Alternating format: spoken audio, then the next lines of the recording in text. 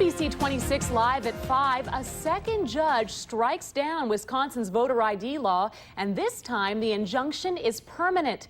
A different judge passed a temporary injunction against the law last week, but the state's attorney general says this fight is not over. Brian Miller is live in the Green Bay newsroom now with reaction to our big story at 5. The second ruling against the law requiring all voters to show a photo ID before casting their ballots was struck down, but it probably won't be the final decision in this case because proponents say that they'll continue pushing it through the courts. No ID? No problem for voters in 2012. Green Bay City Clerk and election specialist Chris Teskey says each polling place hired one employee to check IDs and make sure the voter was at the correct precinct. We had 5 training sessions and teaching the poll workers about voter ID.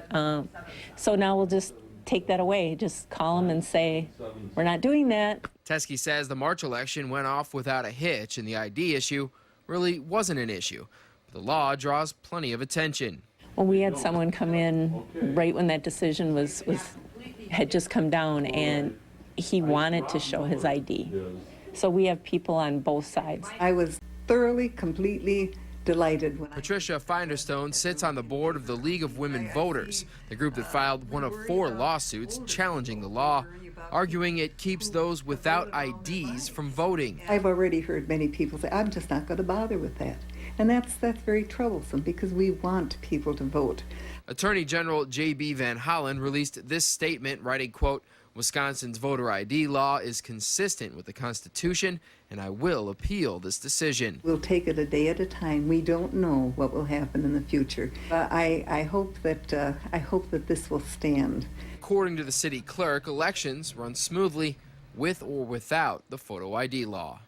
Now, supporters of this law, including Governor Scott Walker, say it just makes common sense, and the governor says he's looking forward to introducing reforms that will make the electoral process go smoother.